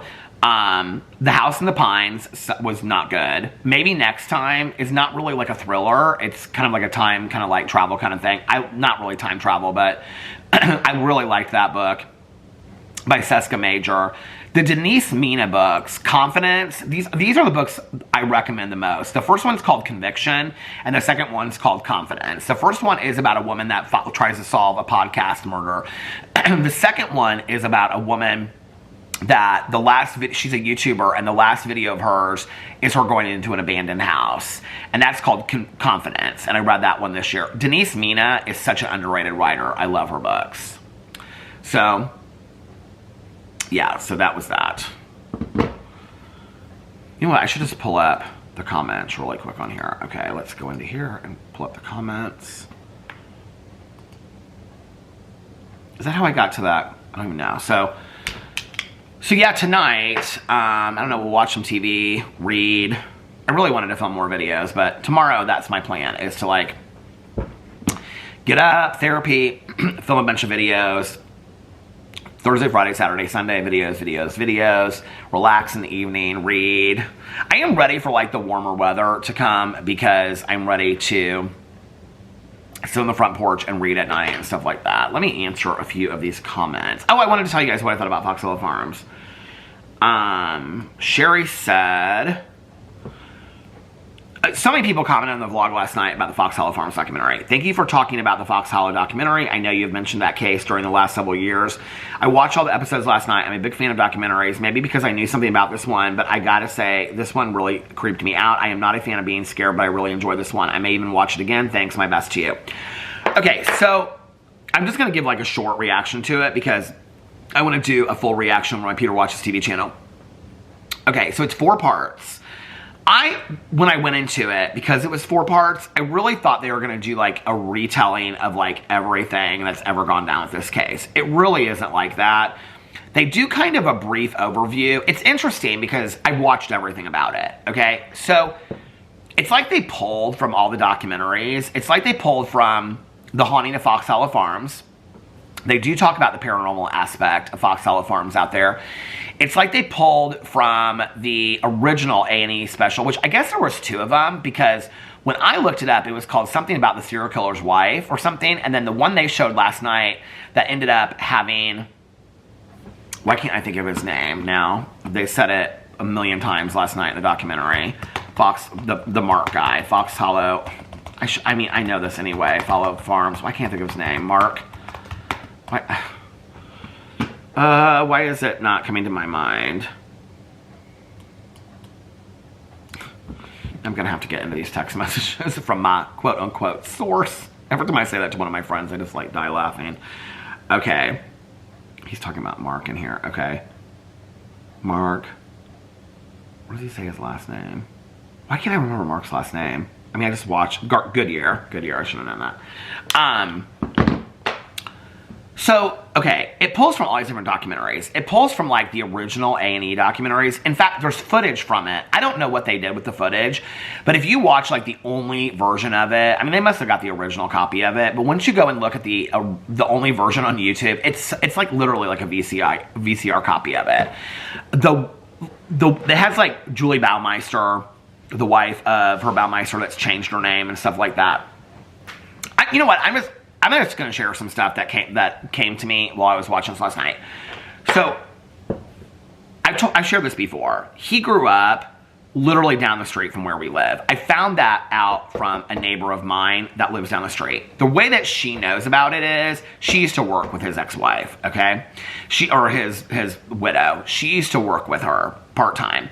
And so she would talk to her. She knew a lot about this stuff. And so when she found out, and so his wife originally, like, grew up or lived in this area, okay? Like, past where our friend Carol lived, past, like, Caroline and stuff like that, but walking distance from here, in a neighborhood that I walk in. Do you remember when I would talk last summer and I'd be like, because I think it was last summer when she told me the neighbor, it's not a neighbor in my neighborhood, she's, like, right outside of our neighborhood, and she said to me, I said, do you know where she lives now? And she goes, oh yeah, she moved back into this neighborhood. She said what the neighborhood was. And I was like, that's crazy. She lives so close to us. And she's like, oh yeah. Well, when I would walk in this one neighborhood, there was like, I think I even talked about it on a vlog. There was this woman that I would keep on passing every day. And she had a dog with her. And she would always be like, she was always like smiling to me. But she wasn't like fast walking or there's like a lot of people that fast walk around here. But I don't know if you remember this, but I said she looked really familiar to me. And I was like, I couldn't place her. Like, was she a friend of my mom's or my aunt's? I could not figure it out, right? When I was watching this last night and I watched the part, they had like, and I mean, I know what Julie Baumeister looks like. I mean, I've watched enough documentaries. When they showed the documentary from A&E from years ago, I was like, that's the woman that I pass when I'm walking. And she lives in that neighborhood. I mean, she lives walking distance from me. It's so crazy. Somebody said that they thought that she had passed away. I haven't heard anything about that. I mean, she's still rather young. I don't think that's true, but I don't know if that is or not. I haven't heard anything about that. So anyway, but then he grew up, like, literally right down. I mean, I'm like, where I'm pointing right now, to the left of me, like a mile and a half, 2 miles, walking distance from our house. He grew up in there. And what my neighbor down the street told me was that when their mother passed away, she still lived in the house, which was literally like 5 or 6 years ago, I think. I don't know when it was, but it was less in the last 10 years. The brother, okay, who was equally as bizarre, camped out in the woods, and when they sold the house, refused to move off the property, okay? I mean, it was this whole weird story. So anyway, she told me that. So now somebody else has bought that house, and they have this huge fence in front of it and all this kind of stuff. I think I talked about it when I walked back from voting. Do you remember that? I walked back from voting, and I filmed like the whole thing years ago. I passed the house when I walked by there, so I must have mentioned it in the house in that video. If I didn't, it might have been because I was kind of like scared to tell it. But I think at that time I knew, because I was walking on the right side of the road and it was on the left side of the road. The house is. I mean, when Alex and I leave to go out that way, we pass it like all the time. You can't see it. It's like it sits way back and it's in the woods. Not Fox Hollow Farms, the house he grew up in. Okay, so So anyway, I was watching it last night, and I really didn't know what to expect. So the person who's my friend, who's this, I call him the source. Everybody keeps on laughing at me when I say that. My friends are like, your source. And so he, by the way, I just want to put this out there because I got a little freaked out last night. There's a lot of information that he's given me that I've never shared on camera, okay? And that information has been copied and given to other people. I just want to make that clear in case anything would ever happen to me. Last night watching this, I got very freaked out. So he had interactions years ago with Mark Goodyear. Mark Goodyear, who's in the documentary, who was supposedly the sole survivor of Herb Baumeister, at that time had told him that Herb Baumeister was not, he wasn't the sole survivor, he was Herb Baumeister's boyfriend, and that Julie Baumeister knew about it, and that she did not like him because she knew that he was Herb Baumeister's boyfriend. That's just the tip of the iceberg of what he told me, okay? So what he basically said to me yesterday was that all this stuff he shared, he said, if he doesn't hint at this stuff in the documentary, I'm coming out with it. He was like, it's time. Well, they haven't. So the first episode is kind of like the background history. The Hamilton County, which is where I grew up, in Carmel. This is in Westfield, but I grew up in Carmel. Actually, all the city scenes they show in the documentary are all Noblesville, Indiana. They actually show the square. Okay, so when I'm talking about Tanya and I driving around the square and she would go, Pikachu, I see a Pikachu. You know that story? Okay. And all the people going crazy because they were doing the Pokemon Go thing. They show that square in the documentary. I don't know why they show that, because Noblesville and Westfield are completely two different suburbs. And it's Noblesville, Carmel, then Westfield. So there's two completely different suburbs. The only reason why they would show Noblesville is because it's the Hamilton County seat. It's like where like the sheriff is and all that kind of stuff. But at one point they show, like they look up at like this court building and they show this woman's office. That square right there. Okay, I've even shared stories on here about, if you haven't watched the documentary yet, look for it because you'll catch it. That when I go to meetings, that's the area where I go to meetings at, okay? And when I go to meetings, people will say stuff. There's this bar in Noblesville called Sid's, and people will joke, like older guys that I've known for like 30 or 40 years, that they have their last drink at Sid's. Because Sid's has been around for so long. And they'll talk about Sid's has the best tenderloin in Indiana and stuff like that. They show Sid's in the documentary. I've talked about Sid's it's crazy. They showed, like yesterday I was just talking about Our Place and how it used to be called Our Place and now it's Greg's. They literally have bartenders from Greg's on there. They showed the 4 bars back then, which were interesting, that the 4 bars that he went to. So we went to the Varsity Lounge, which the Varsity Lounge was literally like just a dive bar. It had like pool tables and a bar. And the other thing two things they said that were interesting to me is that there was an alley that went behind all the gay bars. That's not true. Hey, babe, can you hear me? He's got his AirPods in. The only bars that would connect with an alleyway would be the 501, which doesn't exist anymore, and the Metro. Because they both are like at 9th and College. Those are really the only ones that could have connected. They show the Metro, which is where I used to go to drag shows back in the day. They actually had people in footage that were friends of mine from back. I was like, if I see us, like, because they showed like footage of people dancing at the club and stuff like that. What's weird is that Mark Goodyear at one point says there was an alleyway and he was like stalking. He was like, I was being stalked by Herb Baumeister. I was going to stalk him back, and he followed him down this alleyway. I don't know what alleyway he's talking about. I mean, you could walk from the 501 to the Metro. That would have been the only gay bar. I mean, he made it sound like all the gay bars like are connected by this alley. That's just not true. The 501 was at 501 College, which is 5th and College, right? Okay, the Metro is on Mass Avenue, which is at like 10th and College. So I think there might be an alleyway connecting back there, but that would be the only two. And then our place, which is now called Greg's, which was his main hunting ground, was at 16th and Alabama. Okay, you're talking about, that would probably take you from the Metro to Greg's. It would probably take you a good half an hour, if not longer. I mean, probably longer than that to walk. And then the Varsity Lounge was close to Talbot Street. It was close to like the art school. So, I mean, it was like right on the other side of, like right on the other side of 16th. Like, Greg's was to the right. Oh, maybe that's what he's talking about. Maybe he's talking about Greg's and the Varsity Lounge. And then Tomorrow's was down on Meridian. They showed all of it. Tomorrow's was the bar that I said was the very first bar that I ever went to that was a drag bar. But that was at, like, Tomorrow's was probably at, like, 28th and Meridian. The camera stopped. OP's, which is now Greg's, is at 16th and Alabama. And then the Varsity... I mean, it was like this little hole in the wall. I think I went to the Varsity like 3 or 4 times. It was a place you would go just to have like a drink. There was no entertainment. There was no dancing or anything like that. It was on the left-hand side as you're going down Penn.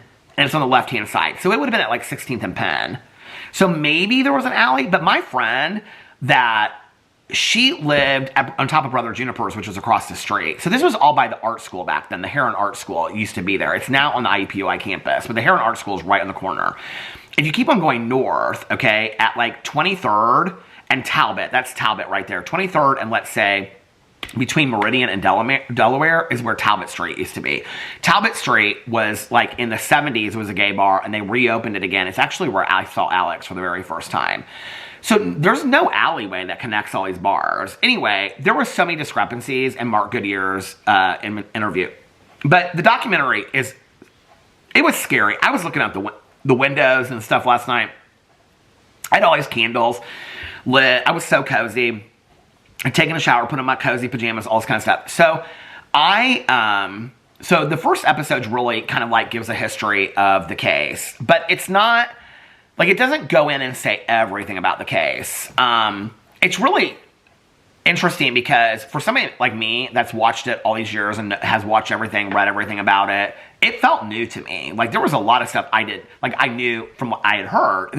Interestingly enough, so many things that I had suggested, like the fact that there was accomplices, that there was a group of people that were doing this, all those things that I have said in my videos that I've been given by sources was confirmed, okay, in this video. I mean, almost kind of in an eerie way. There's a whole thing about somebody gets shot on the back patio, and there was like several people there. Mark Goodyear, I mean, the police investigators, like, how could one person possibly carry? I had said 40 to 60 victims.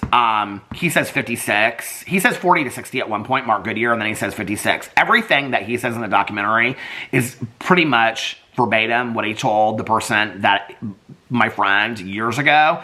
But so much more he told him on the phone. He told him that Herb Baumeister gave him a letter before he went to Canada. The one discrepancy I think is interesting in the documentary is that at the end of the documentary, they showed the police, and the police say, well, actually, I went back and I watched my vlog from the night that we went to Fox Hollow Farms and did the paranormal investigation. That's what I watched after that.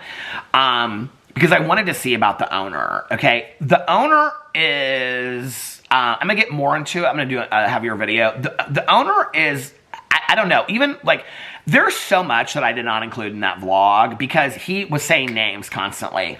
Well, one of the things I remember was he said the one survivor, who is a friend of ours now, could stop by. This was 7 or 8 years ago. In the documentary, when Mark Goodyear is leaving, he walks up the stairs and he gives a hug to the wife as if he knows her.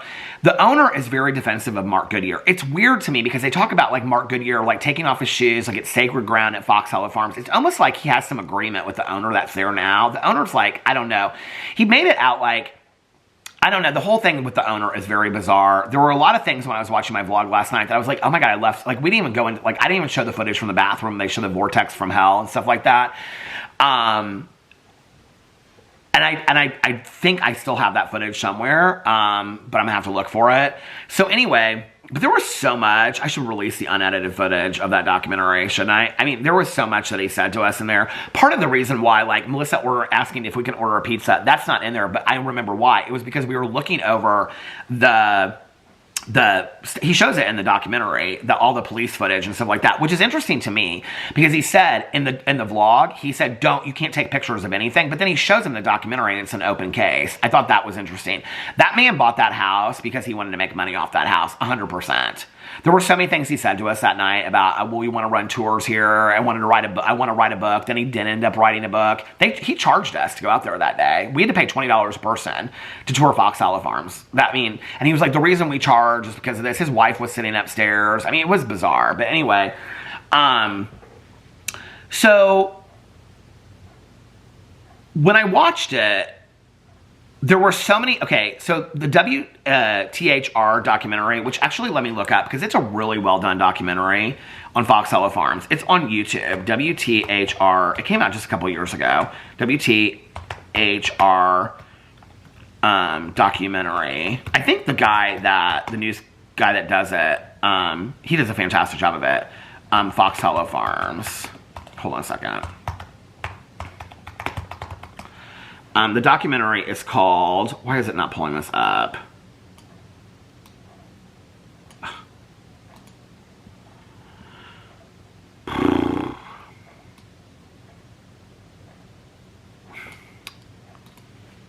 YouTube.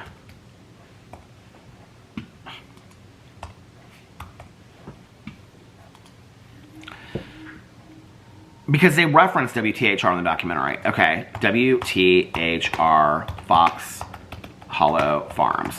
It is the most extensive one with the victims in it. Well, Allie Livingston, and I can't remember the other victim, tour of Fox Hollow Farms residence. That's not it.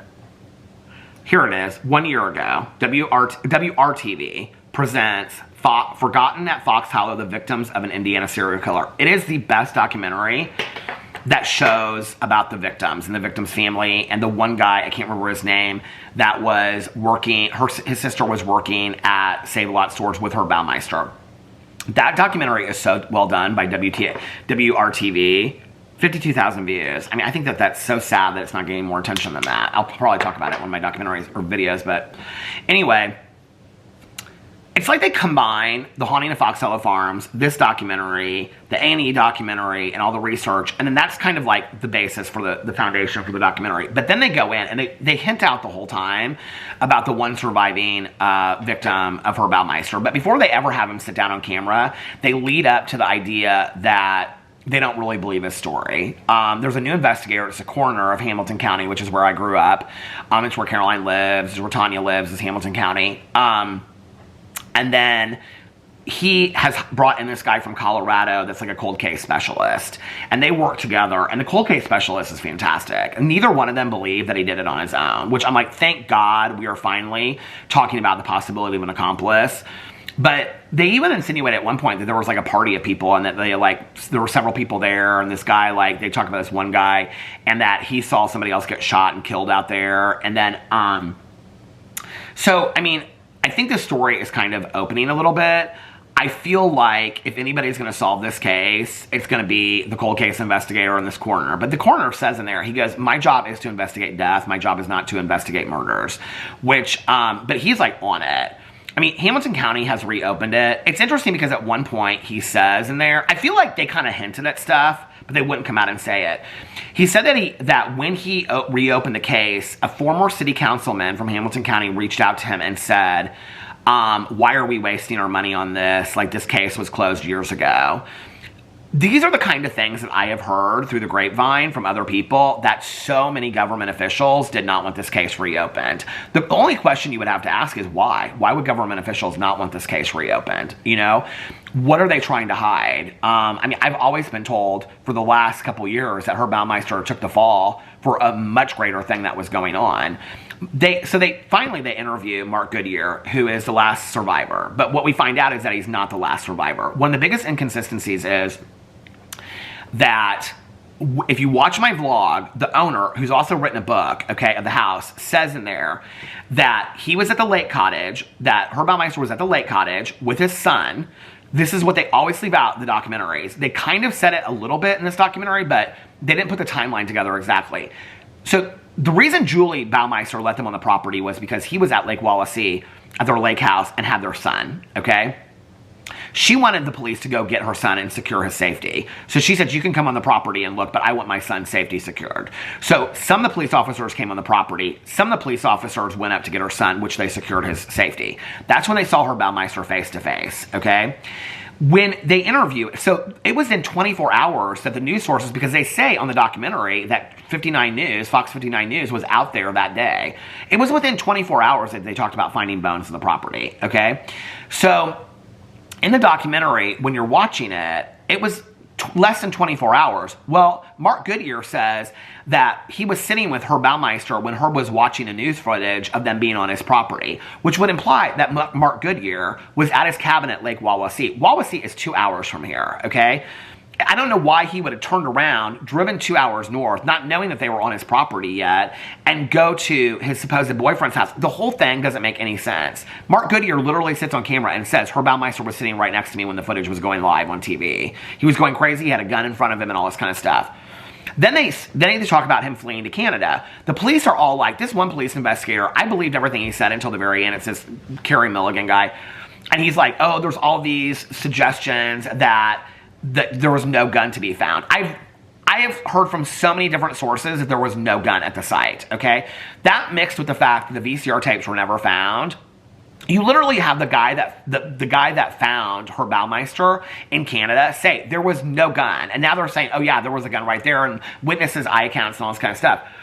Well, at the very end, they asked Mark Goodyear. First of all, Mark Goodyear is so sketchy in this whole thing, and he says, okay, this is the last interview that I'm ever going to do. He goes, hopefully this is the last interview that I'm ever going to do, so ask me all the questions. But every time they ask him a question that they really want to know, that we all really want to know, he goes, we'll save that for another time, or I'm not going there. Like, he won't answer the questions they want to know. Like, even, like, were you romantically involved with Herb Baumeister? He won't even go there with them. And he's given all these cryptic things to this, like, paranormal investigator that did this documentary about him. I've never heard of this woman before here in town. But I know she seemed completely legit, and I would love to watch that documentary that she put together. But she, like, got close with Mark Goodyear as well. What was interesting was the relationship that he developed with her was almost exactly the relationship that he developed with my friend and started giving my friend all this information.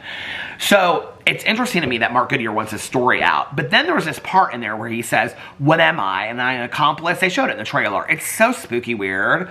But then at the end, he's walking out of, it's at the very end of the documentary. He's walking out of the pool area, and like, some of the things about the vlog, I've talked about this before, the paranormal. When we went in that house, I don't believe they lived in that house. I think they just showed that house because the house had so much dust on it.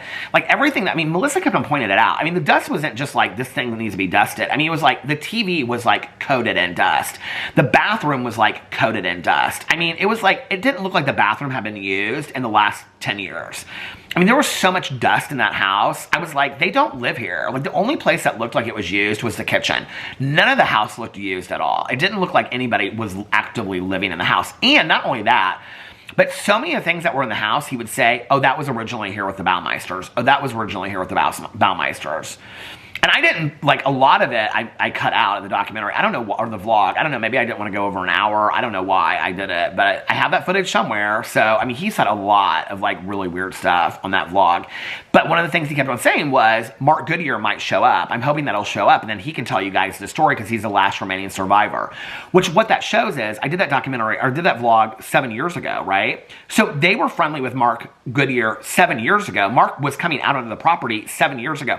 Why is the owner of the house developing a relationship with Mark Goodyear 7 years ago? Like, that's weird to me. So anyway, so I'm watching at the very end, they asked Mark Goodyear, they said, do you think that, that Herb could have done this to himself? And he's like, his fingers were, he said something like I didn't really understand it. By the end of his life, his fingers were fat as sausages. There's no way he could have pulled the trigger. I didn't really understand it. But I was like, so he himself is saying that he doesn't believe that Herb did it himself. And where are the videotapes? You know, they suggested that he dumped the videotapes in the ocean. But if that, he had a box of videotapes in the back of his car. If that were the case, those videotapes would float to the surface. I mean, he would have had to have bagged them down, triple bagged them, weighed them down with weights, or like I mean, they've never insinuated that. He just dumped them over the side of into the river or the lake. They would float to the top. Somebody would find those tapes. They haven't even looked for the tapes. Anyway, there's so much information that I've heard different things. Like, they talked about, this is the first time I've ever heard them say that they brought the gun back from Canada to the United States. I've never heard that before. And then the police officer just goes, well, we brought it back. Like, it's hard to take a gun there, but he's using it as an excuse for why there was a gun. He goes, we couldn't take our guns into Canada, but we could sure bring a gun back into the United States. And I was like, okay, then how did Herb Baumeister bring this gun into Canada? Because it's the same gun that Mark Goodyear said that he had on his coffee table. I don't know. I'm telling you right now, and everything I've said will not spoil it for you, because this is one of the scariest documentaries I've ever watched. I was scared watching the whole thing. It was so well done. It is all from a new point of view. And I'm telling you right now, they're going to figure out what happened. And I don't think, like, I think it's so interesting that the documentary points to Mark Goodyear, but I think Mark Goodyear, because he says in there, all these people are dead now, so they basically, he says, and I'm like, who is he implying that's dead, that can't come after him anymore, that he's willing to show his face on camera? They ask him that, and he says, well, all the people, who are all the people? I mean, Herb's dead. Who else are you so scared of? Which means it had to have been more people than just Herb Baumeister. And so, I don't know if they could have implicated Mark Goodyear or if that he knew more about it. My understanding is that he told the person that I know that there were 6 to 8 people and there was one guy in charge, and that it wasn't Herb Baumeister, and Herb Baumeister was the one that took the fall for most of it. So I don't know about that. But he didn't say that in the documentary, you know? And so that was, I mean, my friend's got audio files of that, and backed up audio files of that, of him saying that. So I don't, you know, it'll be interesting to see what comes out of this. I think this documentary is really to get a lot of attention on it, to push kind of the media to talk more about it. I think this police investigation is going to get a lot of heat. I think part of the documentary was to get the public's attention talking about this case again, because I think there's a lot of people that don't want this case to come out and be talked about. I think there's just been a lot of hidden secrets about this story for a very long time. I mean, it's been suggested for a long time that Julie knew a lot of what was going on. You can't watch this documentary and be like, how did Julie not know what was going on? I mean, it's very similar to like the BTK killer's wife. Like, how did she not know? The documentary was fantastic. I thought it was really well done. In all honesty, I thought I would be bored. I was excited to watch it, but I thought I'll be bored because I know all the information. I didn't know all the information. I mean, the information, there wasn't a lot of new information that I didn't know, but there was a lot that was like speculative to me. What was weird to me is having been at that house and how they showed, like, I mean, we walked through all those rooms and the woods, and it just, I don't know, it was so weird to me in retrospect. And then leaving there, like, you know, Aaron and I were talking at the end of the vlog about how sad it was out there. It was so incredibly sad out there, you know, and I don't know. I don't know that I would do it today. I said in there at the end, I said something about it felt more like you were just walking through Fox Hollow Farms. I would go through there to walk through it and ask questions if I was going to do a book or a documentary. Or there's better people to do that than me. I'm not doing that. People have suggested for years that I should write a book about it. My friend that's probably the direction that he's going into. He even asked me something about doing a podcast. I don't know how I feel about that. This case is very similar to me in the Delphi case. There's a lot of people that don't want people talking about it. So, I don't know. I got kind of freaked out about it the other night. I had some friends of mine that were like, I don't know that I would like share everything that you know on camera. So there's a lot that I'm keeping close, that I've given information to some people out there so that people that nobody would ever think of, like, are keeping that information secure. But I don't know. I know people are like, oh my God, that's so paranoid. Is it though? I don't know. If you watch a documentary, you'll see that there's, the police investigators are even considering if there's a cover up, and there's people that don't want them to talk about it. So, I mean, Mark Goodyear wouldn't come out for 30 years and show his face. I don't know. I don't obviously know as much as he did. There were so many things about the house that, like, stories I've told through the years. Oh, well, this is the weird thing.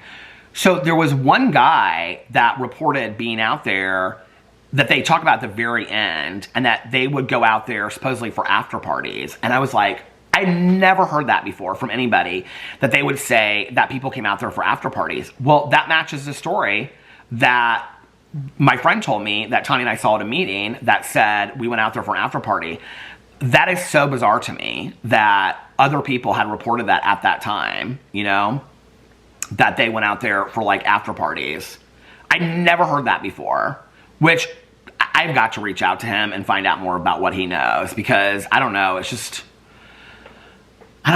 so bizarre to me. It kind of freaked me out that when I was like looking at my friend, the first time he ever contacted me was exactly 2 years last night. I don't know why. It was just like a lot of like coincidences, which I'm not a big believer in, and synchronicity around this case. I kept on hearing stuff yesterday in the house, which I know that this is like weird, but I just did. Like when I was thinking about it or talking about it, I felt like I kept on hearing things. Last night when I was watching this documentary, it was the weirdest thing. I was sitting in this chair. Okay, I mean, I have all these candles lit. The candles, like, the house always smells a certain way. It smells kind of very, like, cinnamony, spicy. It was, like, in the middle of, like, the second part of the document, the third episode, I started smelling, like, cigarette smoke really, really heavy. I actually, like, went out and looked to see if, like, my neighbor was out there smoking with her friends or something like that. There was nobody out in the front. I was kind of, like, it was so weird. I smelled this, like, really heavy smell of, like, cigarette smoke, like, right here. It was so bizarre. I don't know. It just... And I'm sure it was nothing, but like the documentary, I know people are like, Peter, you're so like, I know, I get that way with scary shows. I kept on texting Nikki while we were watching it. I was like, oh my God, I'm so scared, like I'm looking out a window. I did, I like looked out the front window and stuff like that, but I don't know. I mean, there's so much that I've shared online, there's so much that I have never shared online that I've been told. There's like one huge thing that I've never shared online that somebody that I know reached out and told me. And I know that all these people have gone to the authorities and were basically told that, like, okay, thank you for your information. Never followed up on it. So anyway, that's what I thought of the documentary. If you haven't watched it, I think it's an absolute must watch as a documentary, even if you have no interest in this case. I think it's also really important because, I always talk about the honoring of the victims. They do talk a lot about the victims in here. They share their stories, many of them, I would say the majority of them, that they do. The thing about this case is that a lot of the victims, they don't really, a lot of them have never been identified, but a lot of them they don't really know much about. But I think where I was rooting from my chair was when they started talking about marginalized communities of gay men in Indianapolis and how people were fighting the police department and how the gay community was like, I mean, I just talked yesterday about going out to bars, you would see missing signs, you would say like, be careful. They showed that in the documentary. I think it's important to talk about that time. I said in my video that I did on my Peter Monn channel yesterday, like, we could return to that time if LGBTQI plus people are seen the same way. And they talk about that in the documentary, not today's time, but they talk about how back then gay men were perceived. They were just as a problem, like, who cares? Like, it doesn't, if they're murdered, who cares? If they're missing, who cares? Nobody's missing them. And it was validation that, like sometimes you remember things a certain way and then you're worried, like maybe that wasn't really how it was. It was validation to hear it. And this one guy that was murdered, his mom and dad had gotten divorced and then he came out as gay and was like with somebody else, and he was one of the people that went missing. And so the son shares his story, and he says at the end, he goes, I have noticed, because some of the victims go out to Fox Hollow Farms and they like put flowers down. There's like a plaque out there for the victims and stuff. And he says, I have no desire to go out to Fox Hollow Farms unless they want to pay me to burn it down. He goes, I have no desire to go out there. But his story is really important, and I think his story is like one that you don't really hear a lot. But I think it was really important that they talked a lot about the time, of what the time was like, you know, and 93 to 94 to 96 when it all ended, of what that time period was like, especially in the Midwest, in Indianapolis. They talk about how conservative Hamilton County is, which it definitely is, the county that I grew up in. I think it led to a lot of my bullying when I was growing up. I think it led to the lack of interest in solving these cases. I mean, I think all of that was really important, and they talked all about that in the documentary. So anyway, I talked more about this than I want to, so I'm gonna do a full reaction to it tomorrow. It's getting really late, so I'm gonna go see what Alex is gonna have for dinner. I'm sure he's like waiting upstairs waiting for me to get these chicken fingers in the air fryer, so I'm gonna get off here now. I said a lot about it, but you will still be absolutely amazed, surprised, and probably very scared watching this. I will tell you, it is a scary documentary. So anyway, let me know, yeah, let me know if you watched it and what you thought, and I'll do my reaction video to that tomorrow, on my, the one I wanted to watch that Caroline told me, hold on, I want to look this up really quick, was about, because Caroline said it was really good, documentary. I know when I say this, somebody will know what I'm talking about. I actually saw it come up, and I talked about it, I think, on here, documentary about, they were YouTubers that adopted a child, adopting a child. Caroline said it was really a good documentary. An Update on Our Family. It's an HBO documentary series about Micah Stouffer. So I feel like I heard about it when it first happened years and years and years ago.